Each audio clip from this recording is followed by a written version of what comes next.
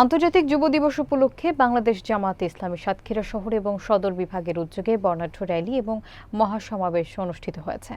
মোকাররম বিল্লাহ ইমনের প্রতিবেদনে দেখুন বিস্তারিত। 12 আগস্ট বিকেল 4:30টায় শহরের শহীদ আব্দুর রাজ্জাক পার্ক থেকে র্যালি শুরু হয়ে শহরের প্রধান সড়ক প্রদক্ষিণ করে।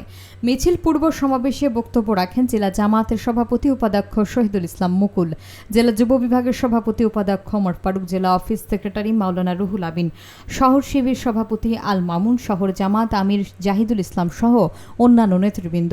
বক্তারা বলেন, জাতীয় জীবনে যুবকদের অবদান অনস্বীকার্য। জুলাই গণঅভ্যুত্থানের পর যুব সমাজের প্রতি জাতির প্রত্যাশা আরও বেড়েছে। ইতিহাস সাক্ষ্য দেয়, বিশ্বের বড় পরিবর্তন এসেছে যুবকদের হাত ধরেই। আগামীর বাংলাদেশ গঠনে যুবকরাই অগ্রণী ভূমিকা রাখবে।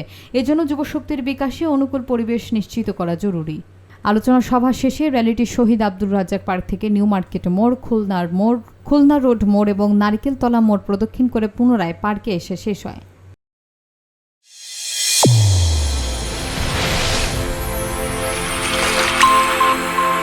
চ্যানেল A1 হৃদয়ের স্পন্দন।